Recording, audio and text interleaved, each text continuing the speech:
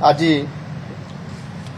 नुआ दिल्ली रे एक नुआ अत्याधुनिक ओडिशा भवन निर्माण पर ताहार शिलान्यास करागला। पूर्वर थुवा ये भवन टी पुराना हो जाइथिला एवं यह अनसेफ हिसाब रे घोषणा मध्य करा जाइथिला। एणु से पुराना भवन रे मध्य जेतिकी सुविधा आमेनिटीज फैसिलिटीज रहिबा कथा ताहा मध्य उपलब्ध नथिला। यही जो नुआ भवन ये जो निर्माण हब इथिरे ओडिशार आमर जो समृद्ध ऐतिह्य कला भास्कर्य आ संस्कृति ताहार छाप एथिरे संपूर्ण भाव में रखाजिवो एवं ताहा सहित मध्य आमर ओडिशार समृद्ध जो प्रस्तर कारुकार्य आम सम्बलपुरी इकत आ ओडिशार विभिन्न जो परंपरा रही ताहा मध्य ये भवन जेतेबेले तैयारी हेबो ता उपरे तार छाप मध्य निश्चित भाव में रहिबो। एथिरे संपूर्ण भाव में आधुनिक वैषयिक ज्ञान कौशल उपयोग करिकरी याको ग्रीन एनर्जी कंप्लायंट एथिरे संपूर्ण भाव में करा जाइछि। एथिरे भवन तले 3टी बेसमेंट रहिबो, ग्राउंड फ्लोर रहिबो एवं ता ऊपर को 6 महला रहिबो। एही भवन रे समस्त अत्याधुनिक व्यवस्था सह सुविधा सह 45टी विभिन्न वर्गर रूम रहिबो। ता भितरे सूट मध्य उपलब्ध करा जिवो। प्रथम महला रे प्रदर्शनी स्थल रहिबो, द्वितीय महला रे एथिरे कॉन्फ्रेंस हॉल रहिबो। जो कॉन्फ्रेंस हॉल रे 70 रु अधिक एथिरे लोक बसी परिवार तार व्यवस्था करा जिवो। ये काम खूब शीघ्र आज तार भूमि पूजन हैला।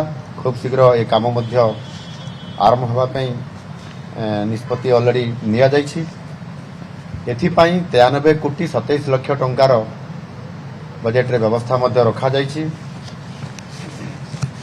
ये नुआ दिल्ली समेत देशर विभिन्न राज्य रे तार भवन निर्माण करिबा पाई मध्य आम सरकार निष्पत्ति नहीं। ओडिशा भवन मुंबई रे गोटे अछि, आमर कलिकता रे गोटे अछि, बांगालोर रे निर्माणाधीन अछि, चेन्नई रे गोटे अछि। बांगलोर एवं अयोध्या रे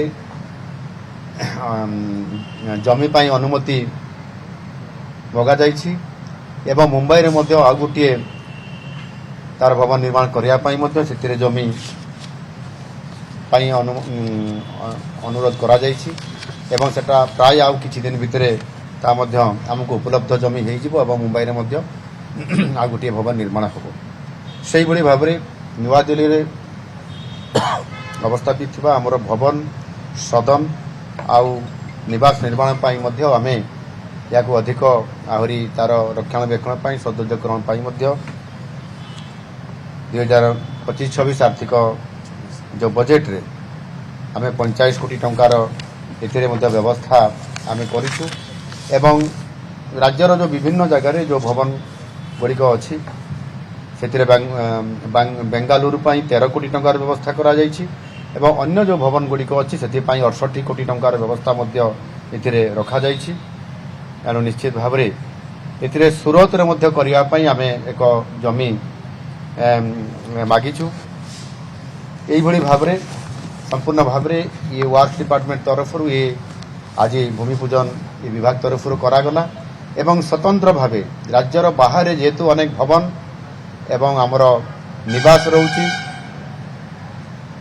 सदन रोची याकू आखि आगे रखिकरी ओडिशा सरकार एथिरे गोटे नुआ डिविजन घोषणा करिसंती एवं यह कार्यकारी माने हेबा पई आज भी मु आउतरे घोषणा करूची एवं यह दिल्ली रे यार कार्यालय एठी रहिबो एवं एठी ता कार्यालय डिविजन ऑफिस रहिला परे यह राज्य बाहर जेते सब आमर भवन रहिबो सदन रहिबो ଏବଂ ନିବାସ ରହିବ ତାହାର ରକ୍ଷଣାବେକ୍ଷଣ ସହିତ ତାର ଆବଶ୍ୟକୀୟ ଭିତ୍ତିଭୂମି ଉପରେ ଏହାକୁ ଗୁରୁତ୍ୱ ଦେଇକରି ତାର ସମସ୍ତ ଦାୟିତ୍ୱ ନେବ। ସେହିଭଳି ଭାବରେ ଆମ ଓଡ଼ିଶାର ରାଜଧାନୀ ଭୁବନେଶ୍ୱରରେ ମଧ୍ୟ ଗୋଟିଏ ଜନ ଆଶ୍ରୟ ଭବନ ନିର୍ମାଣ ହେବା ପାଇଁ ଯାଉଛି। ଏ ଜନ ଆଶ୍ରୟ ଭବନ ଯେଉଁମାନେ ପ୍ରତି ଜିଲ୍ଲାରୁ ଯେଉଁ ସାଧାରଣ ଲୋକମାନେ ବିଭିନ୍ନ ପ୍ରକାରର ପ୍ରଶାସନିକ କାମରେ, ସରକାରୀ କାମରେ, ରୋଗୀ ପେସେଣ୍ଟମାନଙ୍କୁ ନେଇକରି ବିଭିନ୍ନ ସେବା କରିବା କାମରେ, ପର୍ଯ୍ୟଟନ କାମରେ ଏବଂ ଧର୍ମ କାମରେ ଯେଉଁମାନେ ମଧ୍ୟ ବ୍ୟବସାୟୀ କାମରେ ମଧ୍ୟ ଯେଉଁମାନେ ଏବଂ କୋର୍ଟ କାମରେ ମଧ୍ୟ ଯେଉଁମାନେ ଆସୁଛନ୍ତି ସେମାନେ ଭୁବନେଶ୍ୱରରେ ଅବସ୍ଥାନ ସମୟରେ ଅନେକ ଅସୁବିଧାରେ ପଡ଼ୁଛନ୍ତି। ସେମାନେ ସାଧାରଣ ଲୋକ ହୋଇଥିବା କାରଣରୁ ହୋଟେଲରେ କିମ୍ବା ଅନ୍ୟ ବ୍ୟବସ୍ଥା ତାଙ୍କର ସମ୍ପୂର୍ଣ୍ଣ ଭାବରେ ହୋଇପାରେ ନାହିଁ। ତାକୁ ଆଖି ଆଗରେ ରଖିକରି ଆମ ସରକାର ସେମାନଙ୍କୁ ଥଇଥାନ କରିବା ପାଇଁ 30 ଜିଲ୍ଲାରୁ ଯେଉଁ ଜନ ଆଶ୍ରୟ ଭବନ ହେବ ସେଥିରେ 30 ଜିଲ୍ଲାରୁ ରହିବା ପାଇଁ ତାହାର ବ୍ୟବସ୍ଥା ଏବଂ ସେଇ ଜନ ଆଶ୍ରୟ ଭବନରୁ ସେଠି ବସ୍ ଷ୍ଟପେଜ ରହିବ, ବସ୍ ବେ ରହିବ ଏବଂ ପ୍ରତ୍ୟେକ ଡେଷ୍ଟିନିକୁ ପ୍ରତ୍ୟେକ ଜାଗାକୁ ଯେଉଁଠି ଯିବା ପାଇଁ ପଡ଼ିବ ବସ୍ ସେଇ ରୁଟ୍ରେ ଯିବ। ସେଠି ଫୁଡ୍ କୋର୍ଟ ରହିବ, ବିଭିନ୍ନ ପ୍ରକାର ତାର ଆନୁଷଙ୍ଗିକ ବ୍ୟବସ୍ଥା କରାଯିବ, ଯେଉଁଥିପାଇଁ କି ସାରା ଓଡ଼ିଶାରୁ ଯେଉଁ ସାଧାରଣ ବର୍ଗର ଲୋକମାନେ ଆସିବେ ସେମାନେ କୌଣସି ପ୍ରକାରର ଅସୁବିଧା ନ ଭୋଗନ୍ତୁ ଏବଂ ଅଳ୍ପ ସ୍ୱଳ୍ପ ପଇସାରେ ସେମାନେ ରହିବେ ଏବଂ ସେମାନେ 3 ଦିନ ରହିଲା ପରେ ସେ ସ୍ଥାନ ସେମାନେ ଛାଡ଼ିପାରିବେ। ଏ ପ୍ରକାରର ବ୍ୟବସ୍ଥା ଆମେ ପ୍ରାୟତଃ ମୁଁ ଭାବୁଛି ଏହା ଭାରତବର୍ଷରେ ପ୍ରଥମ ଥର କରି ଓଡ଼ିଶା ଏ ପ୍ରକାରର ଏକ ବ୍ୟବସ୍ଥା କରିବା ପାଇଁ ଯାଉଛନ୍ତି। ଏହା ମାଷ୍ଟର କ୍ୟାଣ୍ଟିନ୍ ଛକ ପାଖରେ ଏହାର ଏକ ପାଖାପାଖି ପ୍ରାୟ 5 ଏକରରୁ ଅଧିକ ଜମିରେ ଏ ବ୍ୟବସ୍ଥା କରାଯାଉଛି ଏବଂ ଏଥିରେ ସମସ୍ତେ ସବୁ ପ୍ରକାରର ସୁବିଧା ପାଇପାରିବେ। ପ୍ରଥମ ମହଲା, ଦ୍ୱିତୀୟ ମହଲା ଗୁଡ଼ିକରେ ମଧ୍ୟ ଏହା ଆପଣଙ୍କର କିଛି ଆପଣଙ୍କର ଶୋରୁମ୍ ରହିବ, ବିଜନେସ୍ ଦୋକାନ ଘର ବି କିଛି ରହିବ ଏବଂ ପରବର୍ତ୍ତୀ ଯେଉଁ ମହଲା ଗୁଡ଼ିକରେ ଏଥିରେ ଆମ ଲୋକମାନେ ଯେଉଁମାନେ ଆସିବେ ରହିପାରିବେ। ଏ ପ୍ରକାରର ସମସ୍ତ ବ୍ୟବସ୍ଥା ଆମ ସରକାର କରିବା ପାଇଁ ଯାଉଛନ୍ତି। ମୁଁ ଆଶା କରିବି ନିଶ୍ଚିତ ଭାବରେ ଏ ପ୍ରକାରର ଆମ ସରକାର ଆସିଲା ପରେ ଗୁରୁତ୍ୱପୂର୍ଣ୍ଣ ଯେଉଁ ପଦକ୍ଷେପମାନ ନେଉଛନ୍ତି ସେଥିରେ ସମସ୍ତେ ଯେମିତି ମୁମ୍ବାଇ ଯେଉଁମାନେ ଯାଉଛନ୍ତି ସେଥିରେ ବେଶୀ କରି ଆମର ଯେଉଁ କ୍ୟାନ୍ସର ପେସେଣ୍ଟମାନଙ୍କର ବିଭିନ୍ନ ସୁବିଧା ସେମାନେ କିଭଳି ରହିକରି ଚିକିତ୍ସା କରିପାରିବେ, ତାଙ୍କର ଲୋକମାନେ କିଭଳି ସେଠି ରହିବାର ବ୍ୟବସ୍ଥା ହୋଇପାରିବ ସ୍ୱଳ୍ପ ମୂଲ୍ୟରେ, ଏ ପ୍ରକାରର ବ୍ୟବସ୍ଥା କରିବା ପାଇଁ ମଧ୍ୟ ସରକାର ଚିନ୍ତା କରିଛନ୍ତି।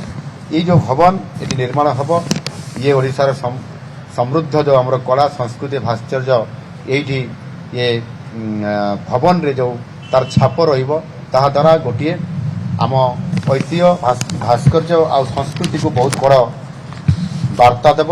ମୁଁ ଆଶା କରିବି ନିଶ୍ଚିତ ଭାବରେ ଏହା ଲୋକଙ୍କର ସେବାରେ ମଧ୍ୟ ଖୁବ୍ କମ୍ ସମୟ ଭିତରେ ଯେତେବେଳେ ନିର୍ମାଣ ସରିବ ଲୋକଙ୍କୁ ସେବା ଦେବା ପାଇଁ ଏ ନିଶ୍ଚିତ ଭାବରେ ତାର ସବୁ ବ୍ୟବସ୍ଥା କରାଯାଇ ପାରିଥିବ ଏବଂ ଲୋକମାନେ ତାହାର ସେବା ମଧ୍ୟ ପାଇପାରିବେ। ଏ ଜାଗା କମ୍ ଅଛି। ଅତୀତରେ ମଧ୍ୟ ଯେଉଁ କଥା ଆପଣ ପ୍ରଶ୍ନ ପଚାରିଲେ ଯେଉଁ ନିକଟରେ ଯେଉଁ ସାଇଡ଼ରେ ପେଟ୍ରୋଲ ପମ୍ପ ଅଛି ସେ ଜାଗା ମଧ୍ୟ ଆମକୁ କେନ୍ଦ୍ର ସରକାର ସେତେବେଳେ ଦେଇଥିଲେ, କିନ୍ତୁ ଆମର ସେତେବେଳେ ରିକ୍ୱାରମେଣ୍ଟ ହୁଏତ କମ୍ ଥିଲା, ସେ ଦୃଷ୍ଟିକୋଣରୁ ଆମେ ତାକୁ ଫେରେଇ ଦେଇଥିଲୁ।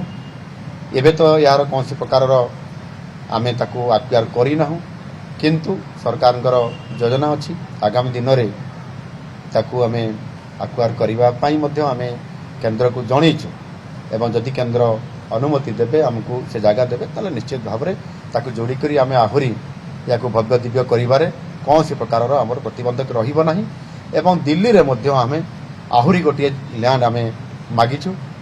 କେନ୍ଦ୍ର ସରକାର ଯଦି ଆମକୁ ଏଥିରେ ସହଯୋଗ କରିବେ, ଜମି ଯଦି ଯୋଗାଇ ଦେବେ ତାହେଲେ ପୁଣି ସେଥିରେ ନୂଆ ଯୋଜନା କରି କିଭଳି ଭାବରେ ଓଡ଼ିଶାର ଲୋକଙ୍କୁ ଦିଲ୍ଲୀରେ ବିଭିନ୍ନ ପ୍ରକାରର ସାହାଯ୍ୟ କେମିତି ଦିଆଯାଇପାରିବ ସେ ଜମିକୁ ତାର ସେହି ଅନୁସାରେ ତାର ଉପଯୋଗ ମଧ୍ୟ କରାଯିବ। ଆମେ ଅଯୋଧ୍ୟାରେ ରଖିଛୁ, ପ୍ରୟାଗରାଜରେ ଏବେ ଯୋଜନା ନାହିଁ।